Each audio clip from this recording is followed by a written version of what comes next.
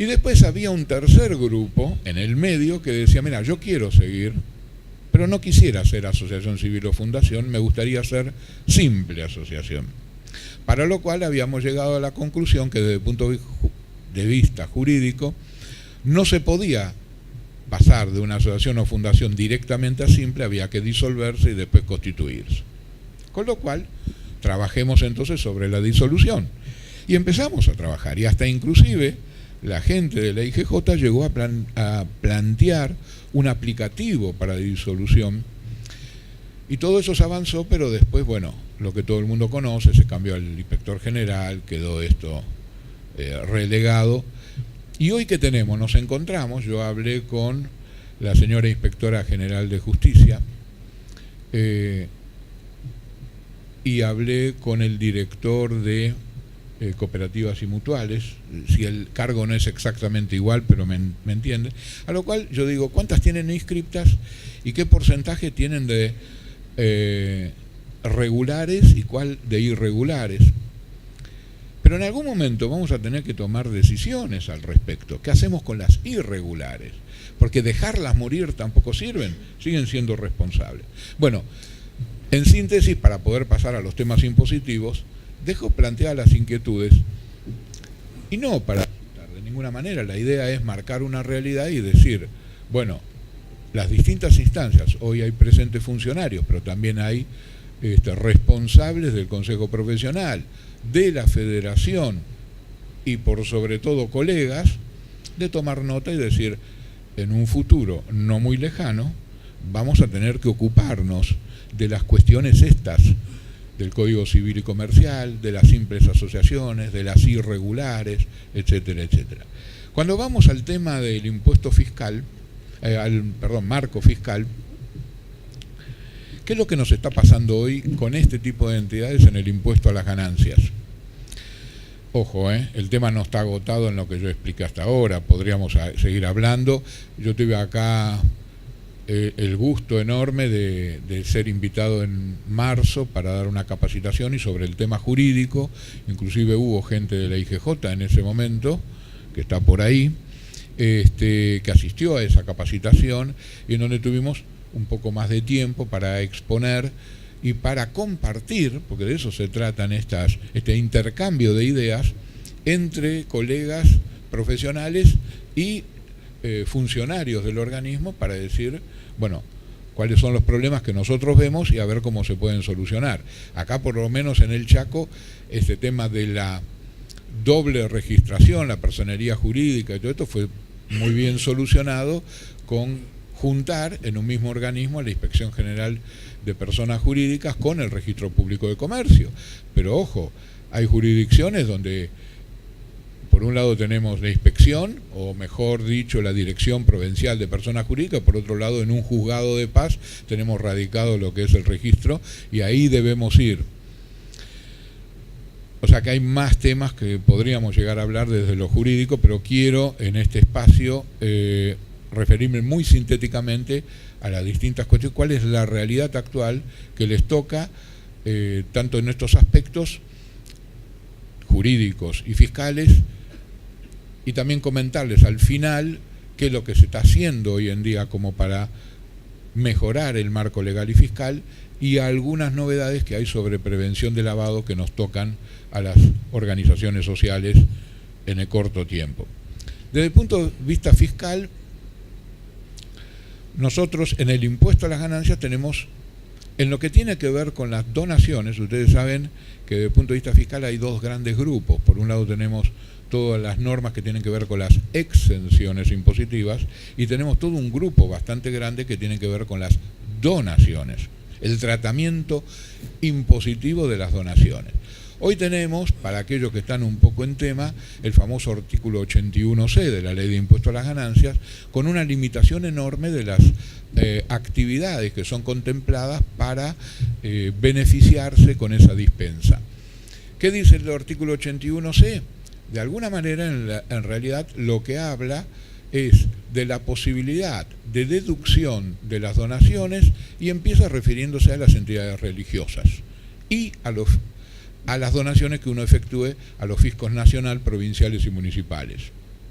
Y en un segundo párrafo habla de que dicha exención podría generalizarse hacia las entidades del inciso F del artículo 20. Habla además FGIM. No habla de las D porque ya habla de las religiosas antes, pero sí dice FGIM. ¿Quiénes son las FGIM? Las asociaciones civiles que tienen un tratamiento especial en el impuesto a las ganancias y califican para un reconocimiento exentivo. Ojo con esto, no habla de asociaciones civiles y fundaciones. Habla de asociaciones civiles y fundaciones que tienen un tratamiento especial, porque no dice el artículo 81 asociaciones civiles y fundaciones, sino que se refiere a las entidades del inciso F del artículo 20. Quiere decir que no se confundan. No cualquier asociación civil o fundación tiene derecho a este beneficio, sino solamente las del inciso F, que es la que estamos trabajando hoy, cuya actividad principal, y ahí mete 4 parámetros. Entonces, y acá viene lo que les quería decir, lo voy metiendo ahora.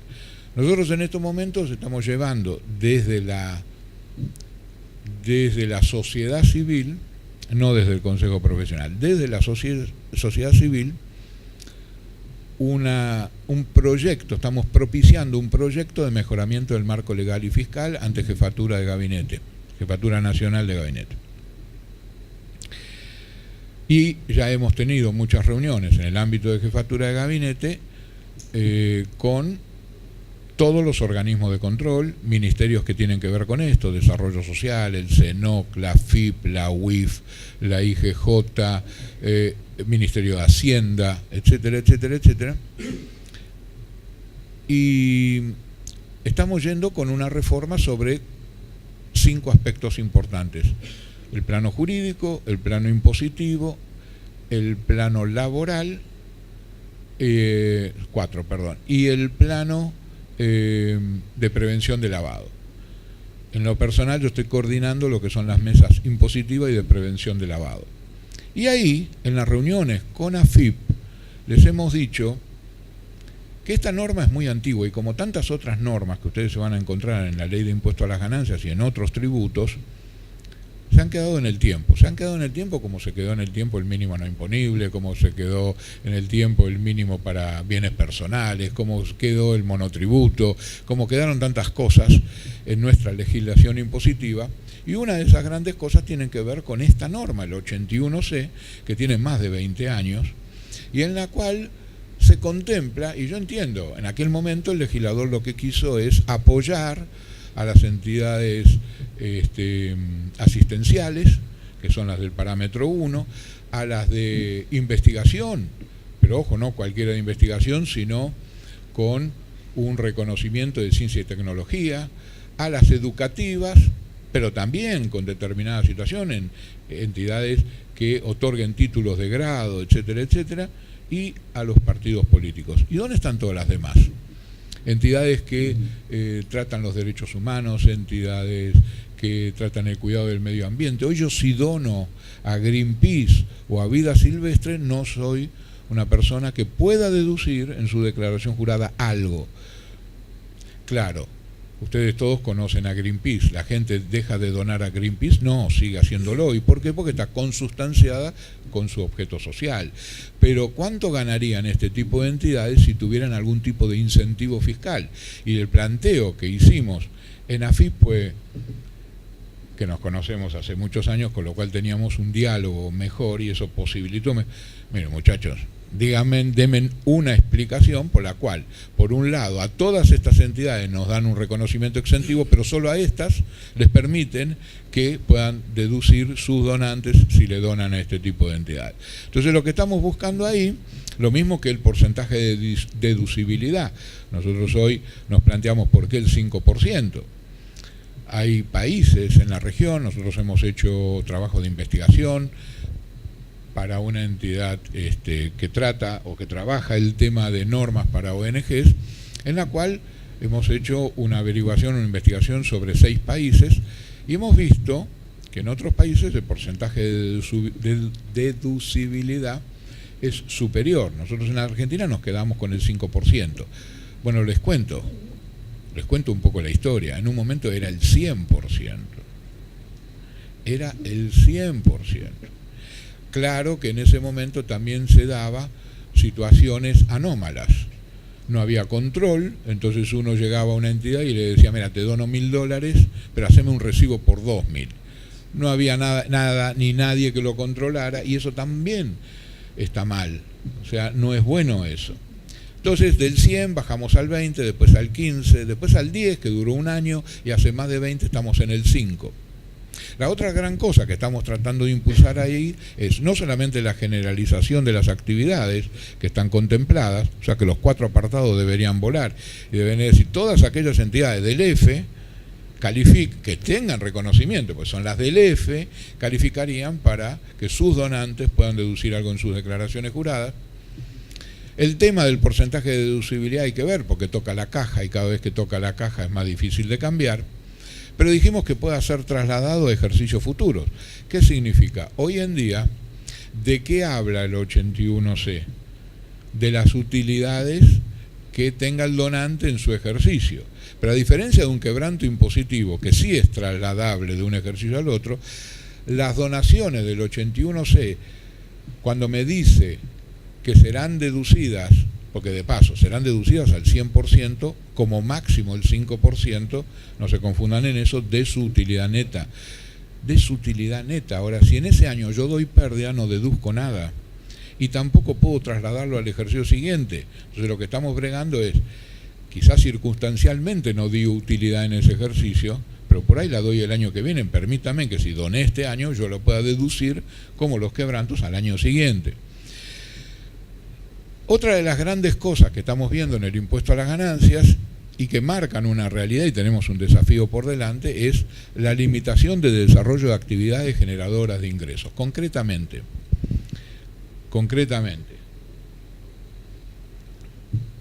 las fundaciones no pueden realizar actividades comerciales e industriales so pena de la pérdida de su reconocimiento exentivo en el impuesto a las ganancias. ¿Por qué las fundaciones no? ¿Por qué las asociaciones civiles?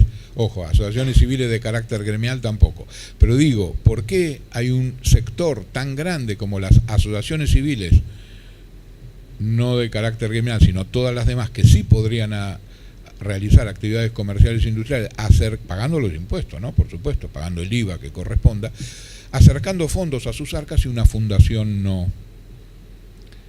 Entonces me dicen, bueno, porque hay una competencia desleal con el que paga el IVA. Y entonces yo le digo a la gente de AFIP, sí, bueno, pero para mí es un costo que yo no puedo trasladar. Yo no soy una empresa comercial que traslado mi crédito fiscal incorporado. ¿Se va entendiendo todo esto o...? Sí, me encanta cuando hacen así con la cabeza, porque quiere decir que sí, que están acá, que están comprendiendo. Entonces, nosotros le decimos, ya sé, hay que terminar rápido, ¿no? Sí, es verdad. Me dice, mejor decir que sí, porque si alguno dice que no, vuelvo a repetirlo y estamos en el horno. Entonces, con tal de que yo siga adelante, me dicen, sí, dale. Bien, entonces, desde la AFIP nos dicen, es una competencia desleal con el que paga impuestos, a lo cual yo le digo, entonces también es una competencia desleal con el que paga impuestos cuando él puede trasladar el crédito fiscal en su costo, siendo que el impuesto al valor agregado pasa a ser agregado, y yo, que no tengo en qué descargarlo, es un mayor costo para mí. ¿No es desleal también? Y entonces lo que estamos propiciando, pero claro, toca la caja y buscamos alguna manera de decirles en el IVA que la tasa, como tantas otras actividades están beneficiadas, baje al 10,5%. Que le permitan a las fundaciones hacer actividad comercial e industrial pagando el IVA al 10,5%, y entonces para las que no desarrollan actividades tendrán un costo menor en los servicios que contraten o en los bienes que adquieran, y en el caso de que sí puedan hacer actividades comerciales e industriales, ese 10,5 contra el 10,5 permitirá acercar más fondos al Estado. Tema de rifas, eventos y otros, en donde está muy limitado en el tema, bueno, sobre colectas no hay grandes cosas desarrolladas, tenemos normas muy, muy antiguas sobre el tema de rifas, yo diría añares, que de alguna manera limitan la posibilidad de que este tipo de entidades, no se olviden lo que yo dije en la primera placa, muchas de estas entidades vienen a hacer cosas que el Estado debería estar haciendo. Con lo cual, si las hago yo, denme una mano. O sea, no me hundan, denme una mano para poder hacer esto. ¿Qué pasa con la obtención y mantenimiento del reconocimiento exentivo para este tipo de entidades? ¿Vamos bien? ¿Tengo 10 minutos todavía, señora coordinadora? 10 minutos, ¿no? ¿Ya estoy pasado? Entonces vamos a darle 10, porque me encanta cuando me dicen, no, se tiene que ir, qué sé yo, pero la gente quiere, entonces vamos a darle. Entonces, pero voy a acelerar. Entonces, tenemos, yo de rebelde nomás, obtención y mantenimiento del reconocimiento exentivo. A ver, ¿qué me pueden decir? Se explayó 10 minutos más de la cuenta. Bueno, ya está, pero ya lo hice. Bien, entonces, ¿cómo tenemos hoy este gran tema? Sobre tipo de actividad y no según movimiento económico. ¿Qué quiero decir con eso? A las religiosas no las toquemos. Entonces, pero a Doña Rosa, que es así chiquitita, le damos con un caño, ¿sí? No es muy académico lo que digo, pero muy gráfico. Entonces, hablando con gente de la AFIP, le digo, escuchame una cosa, ¿por qué a Doña Rosa la persiguen tanto y a esta entidad? Me dice, no me digas. Yo tengo en estos momentos una verificación sobre una entidad religiosa muy grande que por ahí aparece en los medios, que mueve 200 palos verdes por año, pero tengo una instrucción de no molestarla. Pero a Doña Rosa, entonces, ¿qué pasa? Nuestra obtención y mantenimiento de reconocimiento exentivo tiene mucho que ver con el tipo de actividad, pero no con el movimiento económico. Y acá entra a jugar lo que yo ya escuché antes. Estamos atrás de una segmentación. Hoy en día Doña Rosa presenta las mismas formalidades que la Fundación Bungeborn, cuando Bungeborn quizás tiene la capacidad de respaldar esas cuestiones y Doña Rosa no. Falta de control operativo sobre las exenciones otorgadas. Y entiendo, y en esto la AFIP tiene mucha razón, porque tampoco piensen que la AFIP son el ogro de la película, nada que ver. Son gente como nosotros que trabaja del otro lado del mostrador y que tiene que cumplir con normas y nosotros también las tenemos que cumplir. Y en ese camino de cumplir mejor las disposiciones vigentes es cuando nosotros decimos, sentémonos a conversar. Y ahí, hoy que dice la 2681, y justo que lo veo al colega de Córdoba que ayer expuso y me sirve a mí para agregar algo que él dijo.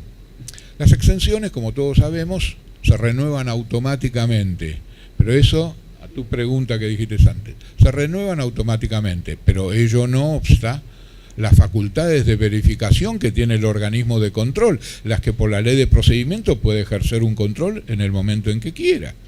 También lo puede hacer la Inspección General de Justicia sobre lo que maneja. Con lo cual, me dicen desde las áreas operativas, yo no puedo controlar a ninguna entidad, las renovamos. Quiere decir que, fíjense lo que ocurre, yo tengo la razón, pero como me están apurando no la voy a decir y se van a quedar con la duda. Me invitan a las terceras jornadas y ahí le digo por qué es la cosa. Entonces, me dicen desde las áreas operativas, yo no puedo controlar a las entidades, como se las renueva. ¿Y qué se renueva? Con un control sistémico. ¿Y qué es un control sistémico? Si todas las presentaciones de declaraciones juradas las hicieron en tiempo y forma, se renueva. Y yo no las verifico a ninguna. O sea, de estar en el momento en que verificaba todas, este fue el motivo. En realidad, cuando salió la 2681, se lo digo rápidamente, van a ser 11 minutos, pero se lo digo. Desde la AFIP nos llamaron a un grupo de profesionales, éramos 12, yo iba por el Consejo Profesional y por la FASPE, sobre, teníamos que opinamos, pero después no nos dieron bolilla en nada, hicimos, después de trabajar mucho, 2 meses, teníamos que opinar sobre la 2681 que estaba por salir y su aplicativo. Entonces, cuando nos citan en el hipotecario, que es donde está el búnker de la AFIP, nos exponen un power de 4 placas y nos dicen, hoy el escenario, que eran los que estaban generando la 2681, dice, hoy el escenario es este. Nosotros tenemos 50.000 entidades, de las cuales 25.000 no cumplen track. De las otras 25.000 las vamos a inspeccionar y solo la mitad, 12.500, pueden respondernos con lo que nosotros necesitamos. 12.500 que tendríamos que verificar. Se generan 4.500 entidades por año. ¿Cuántas podemos verificar con las que nosotros tenemos hoy en día el personal? 4.000. Quiere decir que no llegamos a cubrir las que se crean, mucho menos vamos a cubrir las que vienen de antes, con lo cual sale el artículo ese, ahora entienden el porqué, la renovación automática anual. Pero desde las áreas operativas me dicen, Pedro, no vemos una, salvo que vengan a pedirnos un 81C, que es por eso cuando les inspeccionan a full, y les inspeccionan porque no tienen cuándo oportunidad, porque por el control sistémico, si ustedes, ahora, fíjense en qué aberración, si yo presenté todas las declaraciones juradas en término, me dan la exención, y si no cumplí con mi objeto social, ¿quién se entera? ¿Quién se entera? Nadie.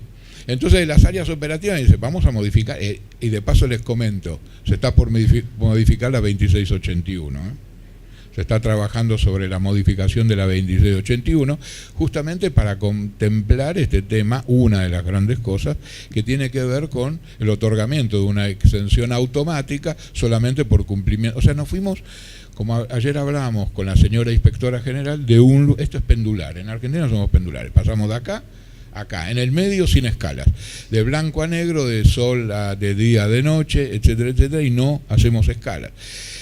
El otro tema es la falta de uniformidad de criterios, y ahora me tengo que entrar a apurar, en serio. Entonces, la falta de uniformidad de criterios. La agencia 4 me pide una cosa y la 15 me pide otra cosa. La región en Cava me pide una cosa y la de Salta me pide otra cosa. Muchachos, pónganse de acuerdo, saquen algún instructivo interna. ¿Quieren que el 206 esté firmado y legalizado? Díganmelo. Pero no puede ser que el 206 para algunos sea firmado por cualquiera, para otros por el apoderado, para otros encima certificada su firma por escribano, que no lo dice en ningún lado. Entonces, para otros por banco. En el impuesto al valor agregado, bueno, el limitado escenario de las actividades, merecedora de la dispensa. Para aquellos que conocen un poco las normas sobre asociaciones civiles y fundaciones, solamente los servicios que estén directamente vinculados con su objeto social y que estén en el apartado 21 del incisos E del artículo 3 son los que califican para una exención en el impuesto al valor agregado. Todas las demás están alcanzadas. Las tasas ya las mencioné antes, estamos al 21%. Seguimos teniendo tasas de más del 27% sobre servicios. Hay otros gravámenes que deberían ser revisados, y ahora ya me estoy apurando porque me dijeron así, como en los programas de televisión. Sí. Entonces, el impuesto al cheque a nivel nacional, es verdad, para el caso de fundaciones, tuvimos en algún momento, pero solo duró 3 meses, una exención impositiva. Después se dieron cuenta, no, tenemos que bajemos la exención impositiva y vayamos a gravarlas. Y el impuesto de sellos, cada uno hace lo que quiera. A nivel nacional está derogado, pero hay jurisdicciones que está exento, como la provincia de Buenos Aires, y en el gobierno de la ciudad de Buenos Aires está gravado para este tipo de entidades. Tenemos un montón de problemas, pero también hay cosas positivas. Falta de actualización de las normas, problemas con los aplicativos, retenciones indebidas, falta de definición de conceptos. Para algunos, ya no hablo de uniformidad, de falta de definición de conceptos en las normas, permanente manto de sospecha sobre este tipo de entidades, falta de información de datos públicos. Tenemos que revisar el régimen laboral y previsional aplicable a este sector, tenemos que revisar muchas de las normas del voluntariado, porque la verdad que lo que tenemos no alcanza, a mi modo de ver es incompleto. Tenemos que hablar de prevención de lavado de dinero porque se vienen los temas de colectas y otras actividades no favorecidas o no respaldadas, como el caso de los microemprendimientos. ¿Qué tenemos de positivo? Porque no todo es llorar acá. Bueno, hay la apertura de espacios de trabajo a nivel de organizaciones de la sociedad civil, como este que yo comenté antes. Hay la apertura por parte de organismos públicos, como en el caso de acá, de la Inspección General de Justicia, que mantiene un trato excelente con el Consejo Profesional y en el cual uno puede conversar como profesional con el organismo público. Están empezando a aparecer, algunos ya le tienen de antes, los registros de simples asociaciones para todas esas doñas rosas que yo hablé al principio, en ley de mecenazgo. Conclusiones. Yo lo que digo, antes que me echen, es, tenemos que impulsar el tema de más desarrollo de actividades solidarias, hay que erradicar desde adentro y hasta afuera de la sociedad civil ese manto de sospecha, hay que jerarquizar a las entidades y profesionalizarlas. Y acá quiero detenerme 30 segundos en un tema de capacitación. Ayer lo veíamos con la inspectora general. No todo es burocracia, no todo tiene son los problemas originados en los organismos públicos. Hay mucha de responsabilidad de los profesionales que no estamos capacitados en mucho, y algo dijeron ellas, en cómo se hacen las cosas, qué documentación se presenta, lo dijo Colom también. Y por eso estos cursos de capacitación, que muchas veces los profesionales no vienen, más allá de su inclusión en las currículas o no.